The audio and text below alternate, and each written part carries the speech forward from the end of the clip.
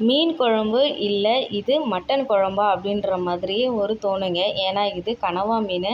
எனக்கே அப்படி தான் இருந்தது. குழம்பு வைக்கும்போது பார்த்தீங்கன்னா அப்படியே ஆட்டோட போட்டி இருக்கு இல்லைங்களா, குடல் கறி, அதே மாதிரி சுவையில் இருக்கும். அது எப்படி செய்யலாம்னு சொல்லிட்டு பார்க்கலாமா? Hello friends, welcome to Subhashree Jamuna channel. இன்றைக்கி நம்மளோட சேனலில் கனவா மீன் எப்படி நம்ம வைக்கலாம், அதனோட குழம்பு, அது கிரேவி மாதிரி வச்சுட்டோம்னா நான் தோசைக்கெல்லாம் சாப்பிட்றதுக்கு சூப்பராக இருக்கும். நம்ம கனவா மீனை கழுவி சுத்தம் பண்ணுற வீடியோ ஆல்ரெடி அப்லோட் பண்ணியிருக்கேன் நம்ம சேனலில், கண்டிப்பாக பாருங்கள். இப்போ நான் மீனை சுத்தம் பண்ணி எடுத்து வச்சுட்டேன். பேனில் எண்ணெய் சேர்த்துட்டு சோம்பு மட்டும்தாங்க சேர்த்துருக்கேன், வேறு எதையுமே நான் சேர்க்கல. நிறைய பெரிய சைஸில் ஒரு வெங்காயம் பெருசாக எடுத்துக்கோங்க, அப்படி இல்லைனா மீடியம் சைஸில் 2 வெங்காயம் நல்லா பொடியாக கட் பண்ணி சேர்த்துக்கோங்க. கிரேவிக்கு ரொம்ப நல்லாயிருக்கும். இது நம்ம ஸ்பெஷலாக எந்த மசாலா அரைக்காமல் வீட்டில் இருக்கிற பொருளை வச்சு நம்ம இது செய்கிறோம். செம்ம டேஸ்ட்டாக இருக்கும். வெங்காயம் நல்லா வதங்கினதுக்கப்புறமா கறிவேப்பிலை சேர்த்தாச்சு. இஞ்சி பூண்டு பேஸ்ட் இவ்வளோதான் நம்ம சேர்த்துருக்கோம். அரைச்சி சேர்க்குறது வேறு எதுவுமே கிடையாது. நல்லா இஞ்சி பூண்டு பேஸ்ட் பச்சை வாசனை போகிற வரைக்காலும் நல்லா வதக்கி எடுத்துக்கலாம். கனவா மீன் இது வரைக்காலும் யாராச்சும் சாப்பிட்டு இருக்கீங்களா? அந்த டேஸ்ட் எப்படி இருக்குன்னு சொல்லுங்கள். யாருக்கெல்லாம் ரொம்ப பிடிச்சிருக்குன்னு சொல்லுங்கள். நானுமே இது தாங்க ஃபஸ்ட் டைம் சமைச்சு நான் சாப்பிட்டது. இதுக்கு முன்னாடி எல்லாம் ஃபோனில் டிவியில் பார்த்துருக்கேன். ஸோ அது சாப்பிடணுன்னு ஆசையாக இருந்தது. இங்கே ரொம்ப ரேராக கிடைக்கல. கிடைக்கும்போது வாங்கிட்டு சமைக்கணும்னு நினைக்கும் போது தான் கிடச்சிது. வாங்கிட்டு சரி செஞ்சு சாப்பிட்லாம் அப்படின்னு சொல்லிட்டு வாங்கிட்டு வந்திருந்தேன்.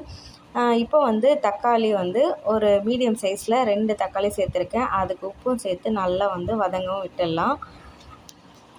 ஏன்னா நம்ம எல்லாருமே கனவா மீனை 65 மாதிரி பொரித்து சாப்பிட்லாம், ரொம்ப நல்லாயிருக்கும். நான் அந்த மாதிரி பண்ணல, ஒரு கிரேவி மாதிரி பண்ணிவிட்டேன். நம்ம தோசை, இட்லி, சப்பாத்தி எல்லாத்துக்குமே சாப்பிட்றலாம் அப்படின்னு சொல்லிட்டு தான் செஞ்சுருக்கேன். ஆனால் நாங்கள் தோசைக்கு தாங்க சாப்பிட்டோம். உண்மையிலே ரொம்ப நல்லா இருந்தது.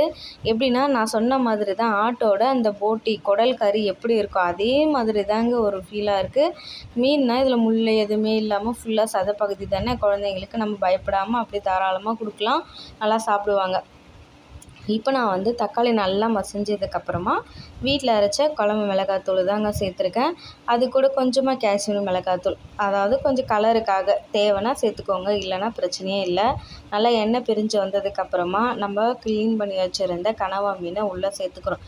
பாருங்கள், நம்ம உள்ளே சேர்க்கும் போது அது மீன் மாதிரியே தெரியல, அது சூப்பராக நல்லா வெள்ளை வெளியே நல்லா வாஷ் பண்ணிவிட்டு குடல் கறி மாதிரியே இருக்குது பார்க்குறதுக்கு. நல்லா இவ்வளோ சாஃப்டாக இருக்குல்ல. நம்ம எண்ணெயில் போட்டு கொஞ்சம் நல்லா வதக்க ஆரம்பித்த உடனே அது நல்லா சுருண்டு பாருங்கள், கொஞ்சம் பெரிய பெரிய சைஸாகிடுச்சு.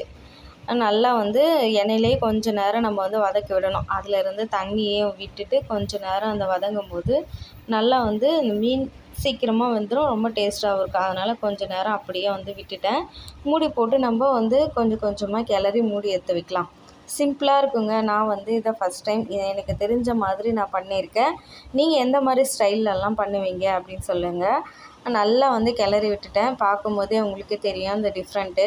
நம்ம சொன்னால் தான் இது கனவா மீனுன்னே தெரியுங்க. நான் ரவுண்ட் ரவுண்டாலாம் கட் பண்ணலை. எனக்கு பிடிச்ச மாதிரி நல்லா என்னோடய ஷேப்புக்கு நான் எனக்கு எப்படி தோணுதோ அந்த மாதிரி கட் பண்ணி உள்ளே சேர்த்துக்கிட்டேன். அது உள்ளே இருந்தே நல்லா தண்ணி பிரிஞ்சு இருந்தது. ஸோ அந்த தண்ணி கூட கொஞ்சமாக சேர்த்துட்டு நல்லா அந்த தண்ணியெல்லாம் வற்றுற மாதிரி நான் கிரேவி மாதிரி வைக்கிறதுனால தண்ணி நல்லா சுண்ட வச்சுட்டேன். தேங்காயெலாம் எதுவுமே சேர்க்கலைங்க, அவ்வளோதான். இது தோசைக்கு சாப்பிடும்போது ரொம்ப நல்லா இருந்தது. கண்டிப்பாக ட்ரை பண்ணி பாருங்கள். கடைசியாக கொத்தமல்லி தழை தூவிட்டு இறக்கி சர்வ் பண்ண வேண்டியதாங்க. கருப்பு கவுனி அரிசி தோசைக்கும் இந்த கனவா மீன் குழம்புக்கும் சூப்பராக இருந்தது. பாருங்கள், பார்க்குறதுக்கு எப்படி இருக்குது, மீன் குழம்புன்னே சொல்ல மாட்டாங்க, டிஃப்ரெண்ட்டாக இருக்குது. வீடியோ பிடிச்சிருந்தா நம்ம சுபஸ்ரீ ஜமுனா சேனலை லைக் பண்ணி சப்போர்ட் பண்ணுங்கள் ஃப்ரெண்ட்ஸ். நெக்ஸ்ட் ஒரு சூப்பரான ஒரு வீடியோவில் பார்க்கலாம்.